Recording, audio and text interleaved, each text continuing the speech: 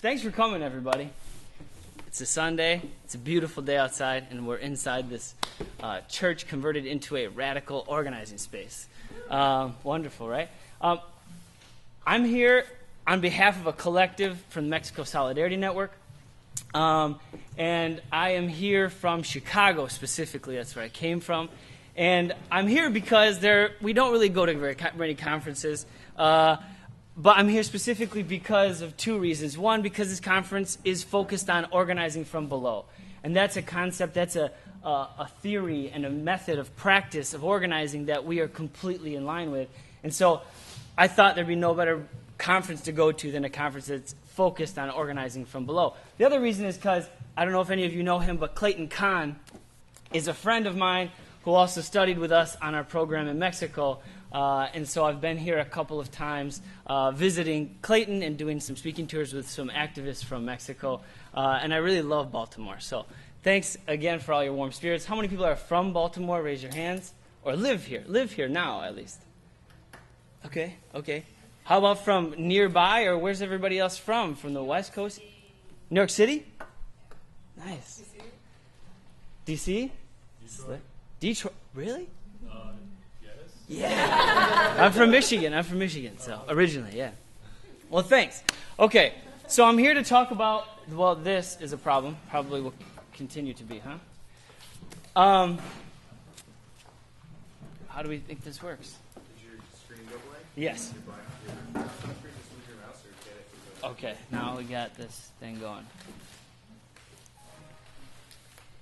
Okay, so what I want to talk a little bit about today with you all, and hopefully we'll have a vibrant, lively discussion afterwards, is about the work that we do in the what we believe to be a fairly unique way of changing the world. And it's something that's not unique in the sense that we came up with it. It's unique in the sense that out of all the folks that I meet with and talk to about organizing, I think there are some strains and there are some pitfalls about leftist organizing that we commonly fall into. And so a lot of times what our job is to try and figure out how do we base our leftist organizing models in historically powerful ways of organizing, as well as current models of organizing, and specifically for us, organizing models that come from below and to the left in Mexico. So it's not so much everybody that's here wants to change the world. In our lifetime, we want to see change. We want to tip the balance of power in favor of who? The people, not the bosses, right? And so one of the easiest ways to explain our method of going about combining theory and practice is that, first of all, MSN, we're adherents to the Sexta, the Sixth Declaration from the Lacandon Jungle. If you haven't read that, please write that URL down. It is one of the most powerful documents written in our time, hands down. I haven't really met a person, I've even given this to very, very mainstream liberal people. And I've said, read this document, tell me if you agree with this or not. And I have had very few people read that document and say that they disagree with it. It's extremely, extremely powerful and written in language that anybody can access. And it's the Zapatistas declaration that talks about neoliberalism and capitalism in terms about our globalized world and what it means to be their movement and how we, as well, outside of their movement, can help and fight. So we're also part of the Otra Campaña. And if anybody are familiar with that, raise your hands. Otra. And that's a network of organizations who agree to follow the tenets of the Sixth Declaration and specifically organize from below and to the left. When we say from below, what do we think that means? Like, what is organizing from below? We talk about grassroots. We talk about base. We talk about rank and file. We talk about directly affected. What does from below really mean? Inverted pyramid. Okay, inverted pyramid. What else?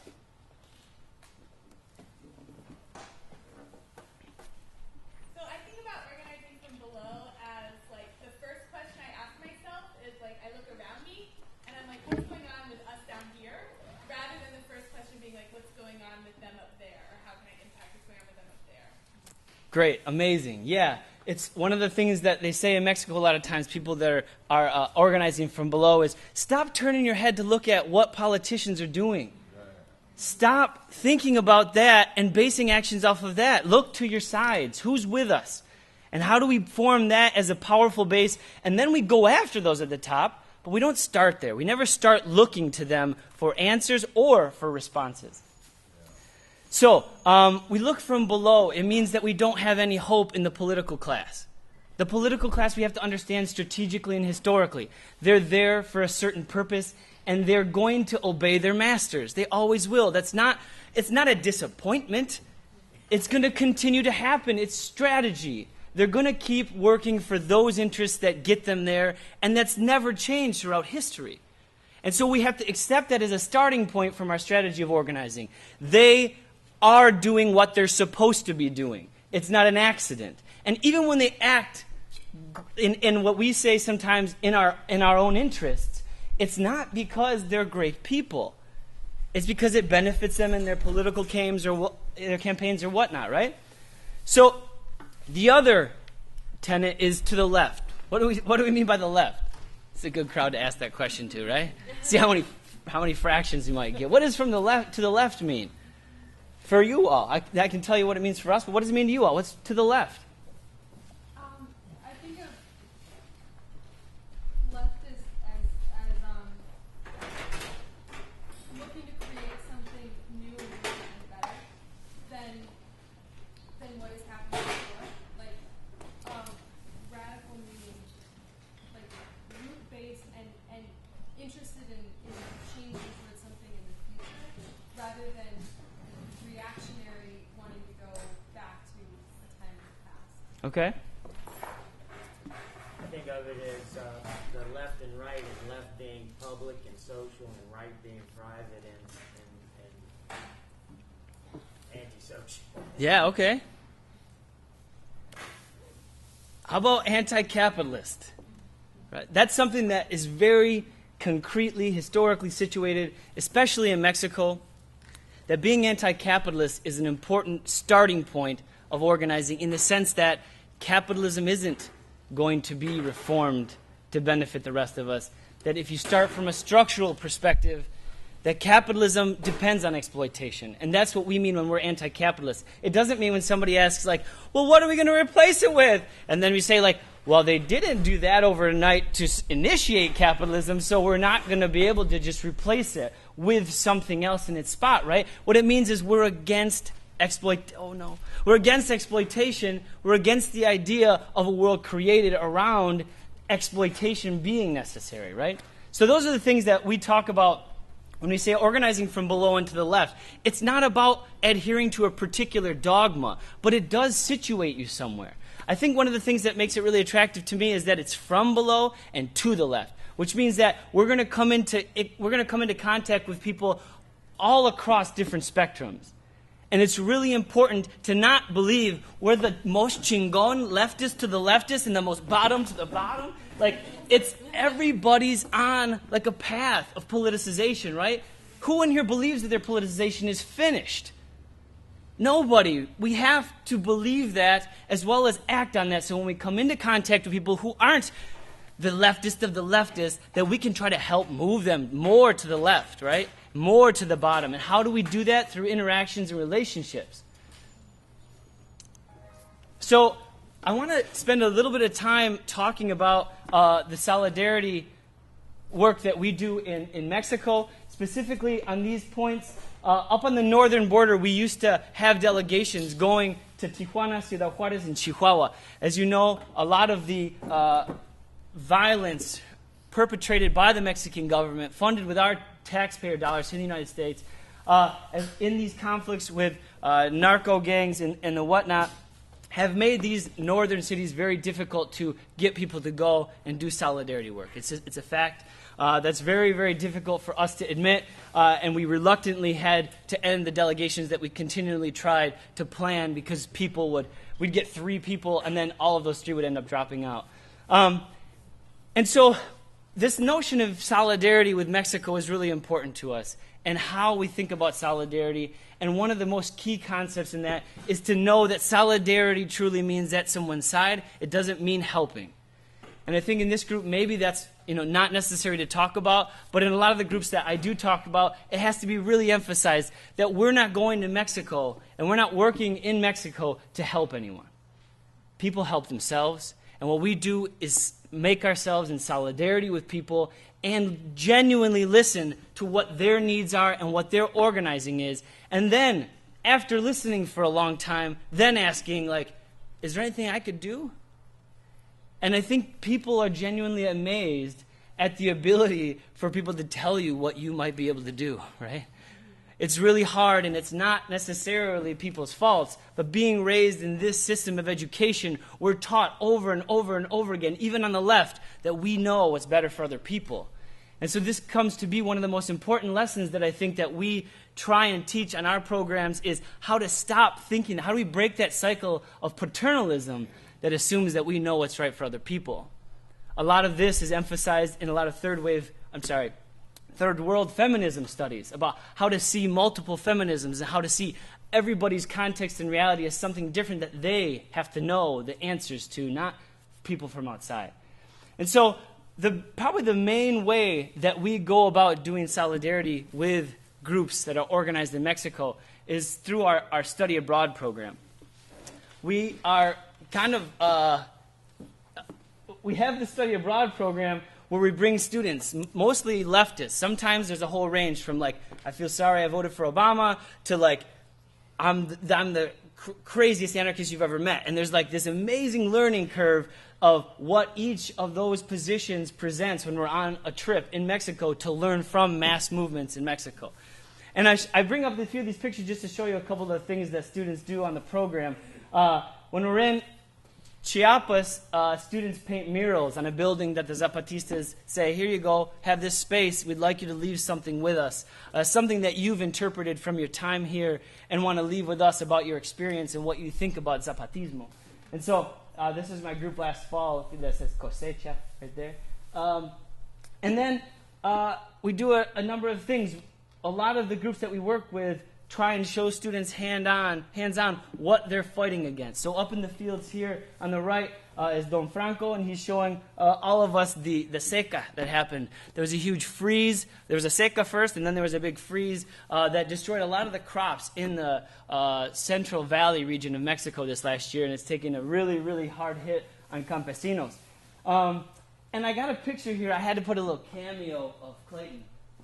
He's not here today. But that's Clayton, and it's funny, I'm going to use Clayton in this picture because one of the things that this picture I used to show is that this is a very minimal amount of the time. The work they're doing in the fields is usually when the students are like, man, I want to like do something physical, and like, can we do something? And so then the promotores at Oventique will be like, this is a really nasty field out there, and all right, go ahead. We'll fix it when you're done. So they send them out to the field. They usually toil for hours, don't really do much tilling of the soil, and then they the Zapatistas do it themselves. So the point of that being is that they're not actually doing much helpful stuff in this picture, and I feel like that's a good way to explain the kind of nature of the program that we run. Another thing here on the bottom right is a play that my students did this last fall for UPADI, which is a union of market vendors in Apizaco, the biggest city of Tlaxcala, Mexico. And what we try to do is do popular education-based, like theater of the oppressed kind of theater where they prepare a play, and then wherever we go, it's something that we can offer. Is like, here's what we're going to show, and they'll do it in Spanish, and show folks what they've learned along the way in their trip in Mexico. So they were acting out a scene of the freeze. That's why Astrid has her little bufanda on her head. So we start the program in Chiapas, and how many of you in here have heard of the Zapatistas before? That's great. And so I don't need to tell you too much probably about what their struggle is, but one thing I really want to leave you with, and I hear this sometimes, two actually things.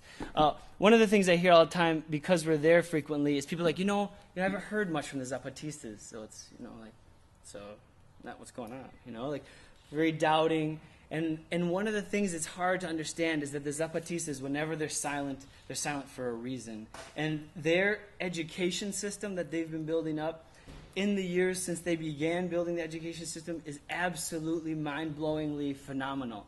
And what they're doing when they're silent is focusing inward and figuring out how to strengthen their base, how to strengthen their education system, their clinics, their communications projects, their agricultural projects. And so if you ever hear anybody say, well, what are they really doing? We haven't heard from them in a while. Or the really more offensive thing is, well, are they going to take up arms again? A lot of times, a lot of leftists like to romanticize other people's violent struggles. So there's that. And the other thing I have to leave with you is that sometimes I hear and catch anarchists claiming the Zapatistas is like, the Zapatistas are the modern anarchists. And the Zapatistas don't call themselves anarchists. Whenever anyone's tried to call them anarchists, they say, we're not anarchists, we're Zapatistas. And it's a real hard concept to understand because I get where people are coming from wanting to say that's an example of anarchism. I get it. But time after time again, we have to understand people's modes of organizing. And their political analysis doesn't have to subscribe to something that unites us all. We can be in solidarity with Zapatistas without having to call them something that they don't call themselves. So we spend time learning there and listening and learning about the history of the Zapatista movement, as well as literally learning how to relearn or relearning how to learn, and trying to figure out from a perspective of indigenous communities how to see globalization from that perspective, how to see language from that perspective, how the subjunctive sense in Spanish actually relates to capitalism. They actually do talk about that. So then we go to Tlaxcala, which is fascinating because it's the smallest state in the country of Mexico, and they'll be very quick to tell you that means nothing in terms of their pride, in terms of their fights that they have in them. And we spend time in Tlaxcala working with CENUC, Consejo Nacional Urbano y Campesino. And this is an organizing outfit that comprises 22 different rural communities, as well as Apizaco, the center, the most important city in terms of business transactions and material goods that pass through that city. And this is an organization that rounds up all of those efforts to demand rights to sewage or to electricity in those villages and unifies those with the demands of folks living in the biggest city in the state.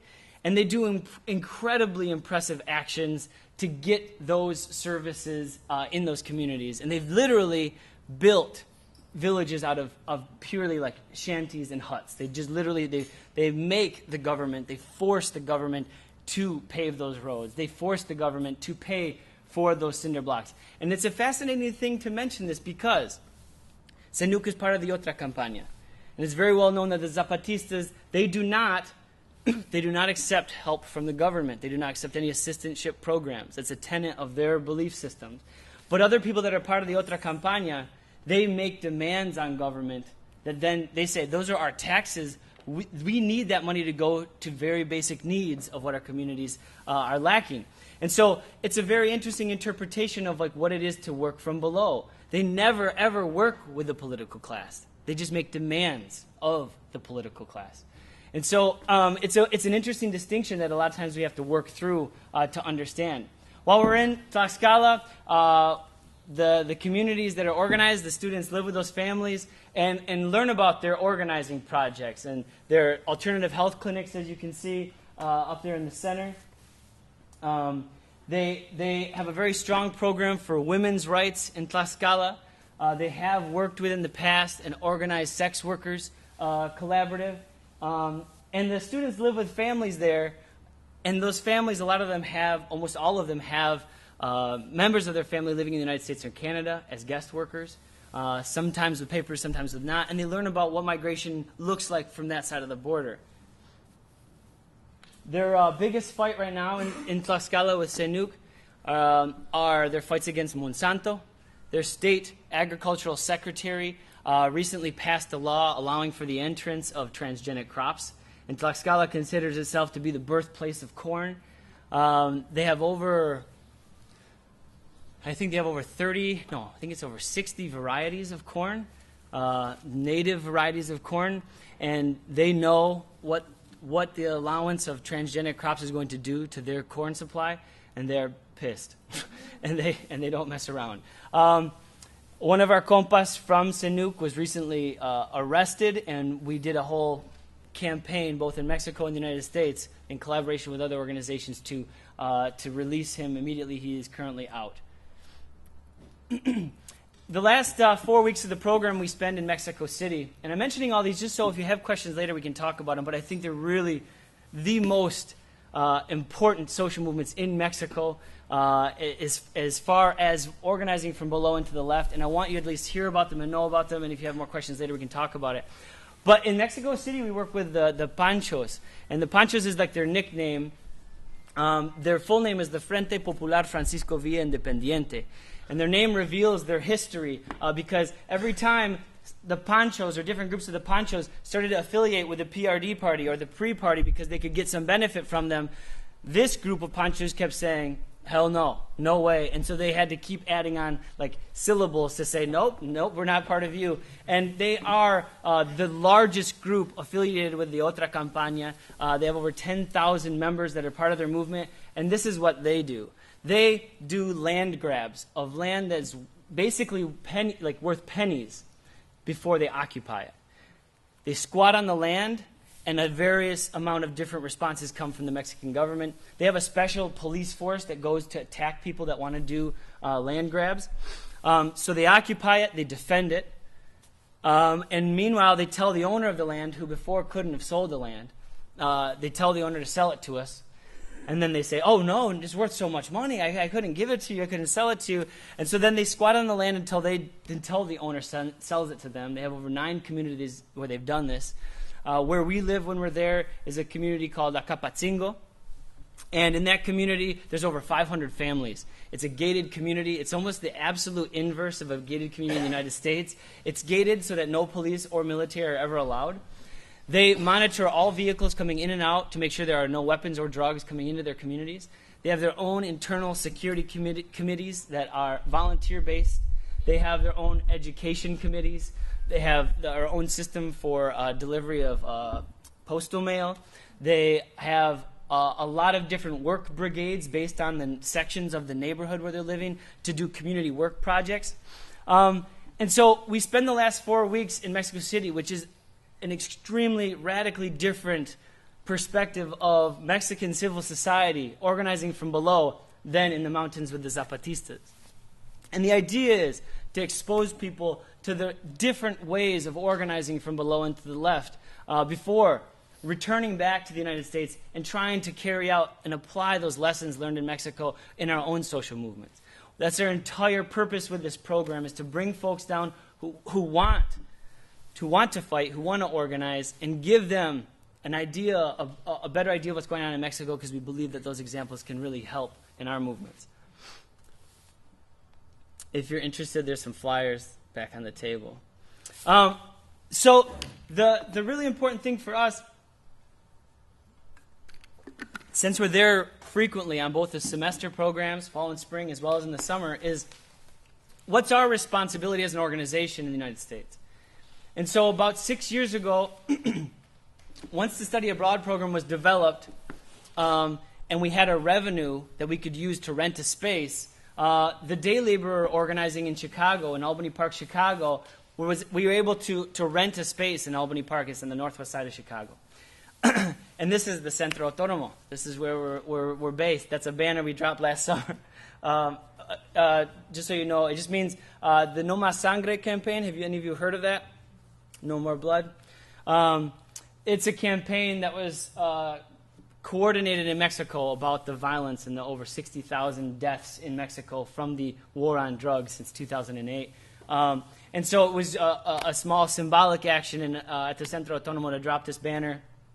And it says in Spanish, it says, the United States puts up the arms and Mexico puts up the dead. Because most of all of the arms that are used in Mexico and the killings there come from the United States. That is not accidental. That is extremely intentional. And that's something that we allow that to happen, not just our government. We allow that to happen. So that's the Centro Autónomo. That's our home. That's our roots. And the idea is basically this, that instead of just doing solidarity work and supporting social movements there, what's our long-term political work in the United States? How do we build community and a long-term political movement in the United States in a context radically different from Mexico?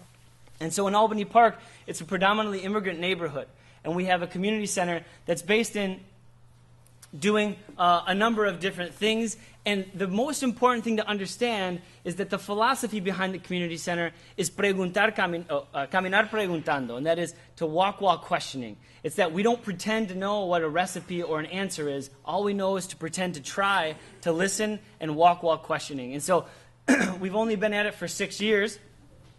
And this is a demonstration from the last May Day March that we participated in.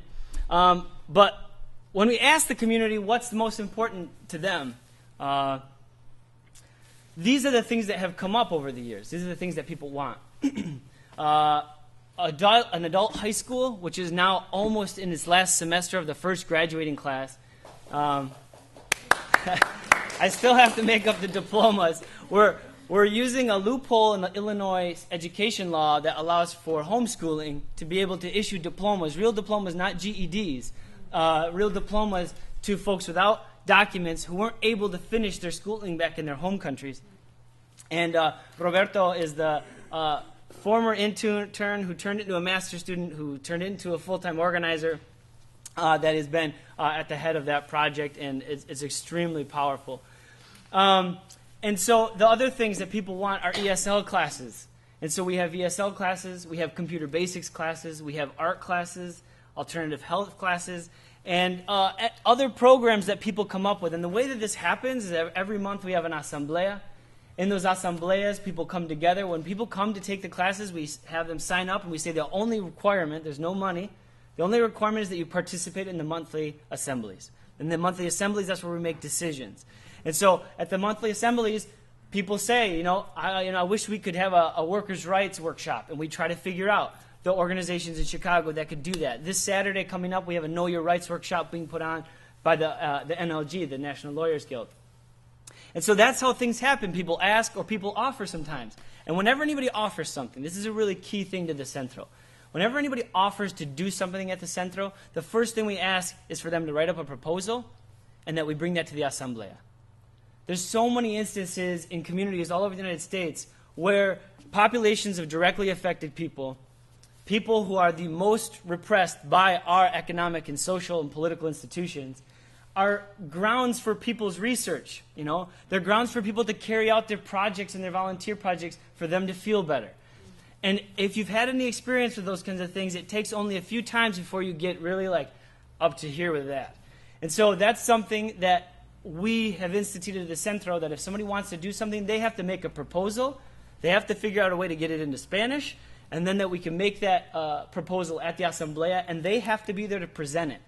And if people from the community accept it, or they tweak it, or they can reject it. But the strongest programs have been the ESL classes. The computer classes are always full to the brim. What people first do in computer basics classes, first thing they do, they want to check to see if their hometown has a web page. And a lot of them do. And it's really, really beautiful. People get to see their towns for their first time that they haven't in years since they migrated. So these are a bunch of the different things that we do there. The Centro gets bumping around 5 o'clock at night. And we also have morning programs now. It's growing, but it's growing slowly. And this is something else from the Zapatistas that we take as an extremely important lesson.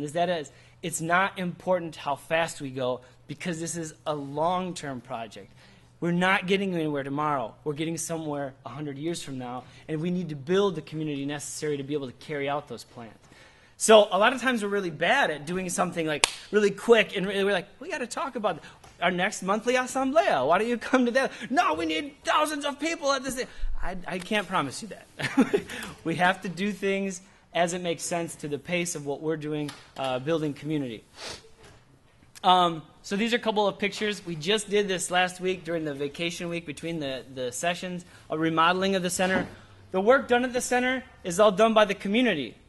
All the money that was paid to repaint the entire center, we didn't repaint it for 5 years because we have a scumbag landlord, and we didn't want to leave him with a nicer place. And so once we just locked in a 5-year contract at $2,200 a month, which is phenomenal for the area because we have no heat in half the building. We're fixing that. Then we were like, now we're here for 5 years. Let's pay this joint. And so folks from the community, volunteers, members from classes, all just got the center looking real spiffy.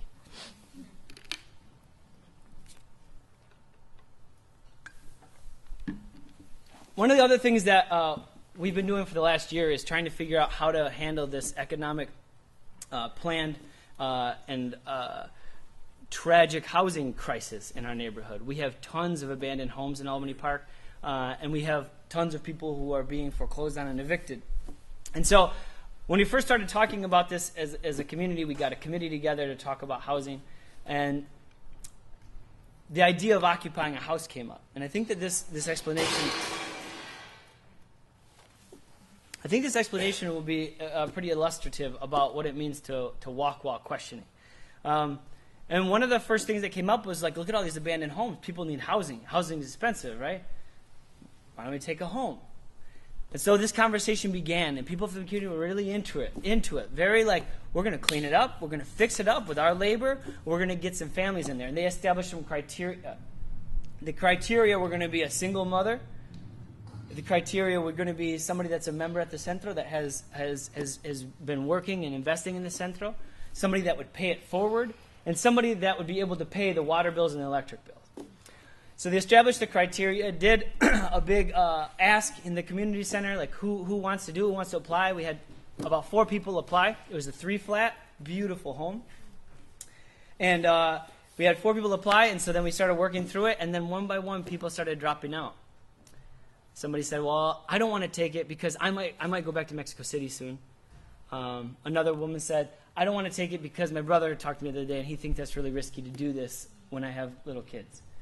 And another person said, well, if neither of the other two want to go in, I don't want to go in there by myself. And so we had this amazing criteria that the community supported, but then we had no candidates to live in the house. So we had already been cleaning up the place. We made a couple of missteps with that. When the police came, we weren't extremely prepared of how we should have answered. We also didn't know about the rule that we were later learned from Take Back the Land with Max Rameau and Anna about you only enter in the back door once. After that, you enter in the front door with a key. And we didn't learn that lesson until it was a little too late as well. So we kind of flubbed that attempt in both. The community itself wasn't ready to move into a building because a lot of folks don't have documents. And that adds an increased security concern when we're talking about occupying a home. And so it was something that people were doing on the south side of Chicago that didn't have that concern, that extra concern of documents. And so we had to learn from that and figure out, all right, well, what do we do now? And so we reestablished, like, what are we going to do about housing? So since then, what we've been working on is doing foreclosure and eviction defenses.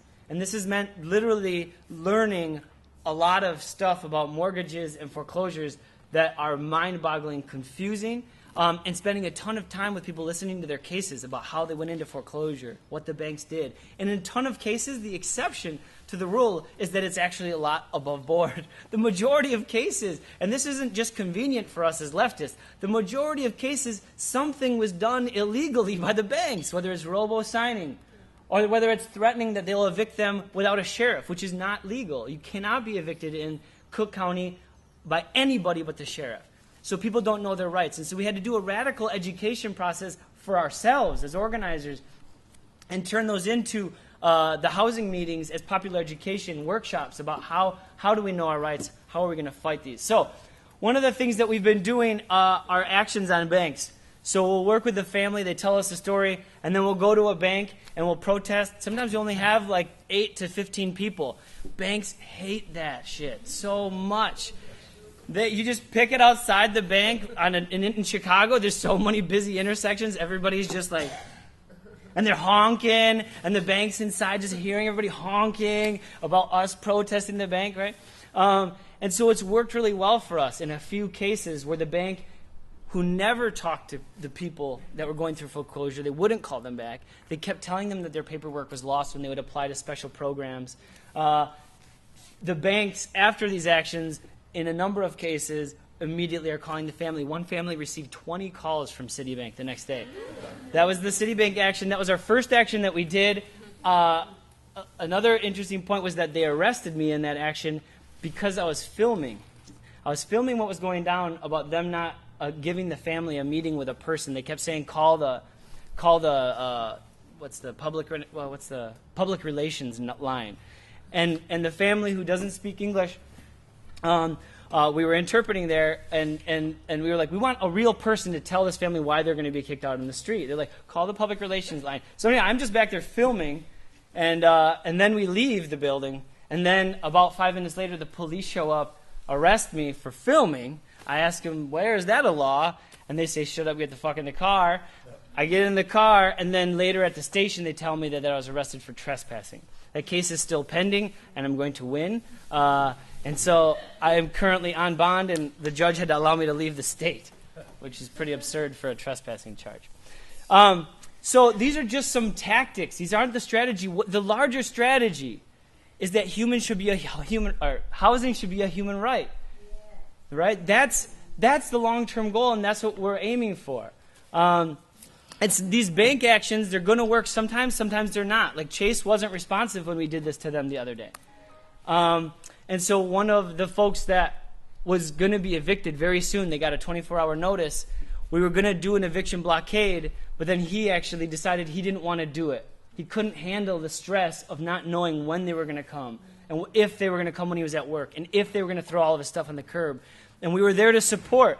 But it was our first case, and we were ready to support. But if someone doesn't want to go through with that, it doesn't matter what you want to do to support, right? So that's the current thing that we're doing with homes and foreclosures. We're still learning a lot from Take Back the Land and from Movement Catalyst, from Just Cause in San Francisco, from Vida Urbana, City Life in Boston. Incredible organizations that have been just mad schooling us about things that we don't know about. But we're building an extremely strong anti-eviction and anti-foreclosure movement in Chicago, and I hope you all can do the same wherever you're from. Woo! Out of the Centro, a women's cleaning cooperative has sprung up from about 3 years ago, and it's been a real tough go. It's been really, really tough. I was really interested in the cooperative workshop this weekend because there's so many things to consider about starting a cooperative, and in this structure and in this system, cooperatives are not first nature. You know, it's something that we have to learn a lot about, and I've been learning a lot about cooperatives and trying to set up a cooperative.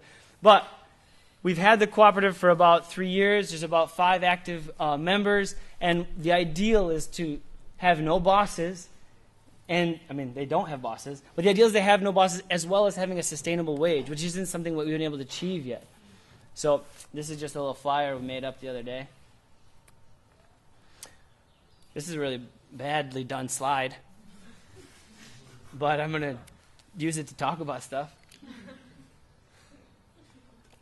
So we have these opportunities for people that come to the center and see what we're doing and get involved.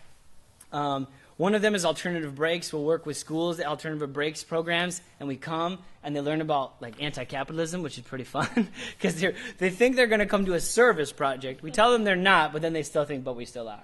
And so we're like, no, but you're not, come. And then they come, and then we talk about capitalism. We talk about what immigration dynamics look like in the United States. They live with a family that's a member of the Centro, and they learn about those family struggles in the neighborhood, as well as their involvement in a movement that's based out of the Centro. We also have an extension on the study abroad program, so people that study on our 13-week semester program come back for 2 weeks to Chicago to see what does organizing from below on the left look like as an example in the United States. And it's not the example, it's an example. Just to have an idea, like in the U.S. context, what can that look like? It's very different than in Mexico.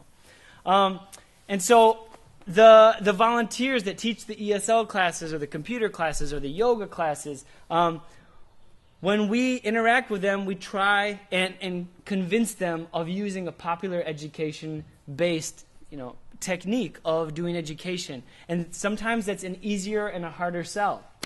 For example, we have a particular teacher who's pretty old school, and he's bilingual, and he speaks both languages, and he is very traditional schooling, and the students love him. And they love him so much that's like we're trying to hey, popular education, and the students are like, no, we love this dude. And so it's one of these things that's really nuanced. It's like you can't make line in the sand kinds of things when you're working with people that are on different parts of that development from below and to the left. You work with them, and as long as someone is welcomed in the community, that's what matters. That's the trust that we're building, right? He's been there for over 3 years, teaching ESL classes, never failed.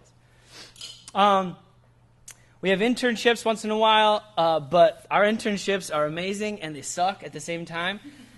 They are amazing because you get to use all of your creative capacities to build something with people. And they suck because we don't have like things that we just say, hey, we got to get these things done. Like, we don't have any ready-made things, so if you're not self-motivated, we suck as an internship. We just say, like, sorry. Like, we don't have any like shitty jobs to do. Like, there's no like, you do this like paper stapling. No, everybody does everything. So when people are looking for those kind of internships, we suck. We have this really crazy relationship with the University of Wisconsin-Milwaukee. It was kind of a creation invention by us of what if we could get the work that we do out of the Centro accredited as a master's degree in community organizing and popular education. And so we found this program at UWM that's called the Cultural Foundations of Education. And if you select their emphasis in community organizing and popular education, you move to Chicago, you live in the neighborhood of Albany Park, and you take your classes with us, as well as one online class at UW Milwaukee, and you get a degree while basically for 2 years at least, we would hope for longer, building this long-term political project with us. And so Roberto is going to be our first graduate. He's working on his final paper, and he's amazing.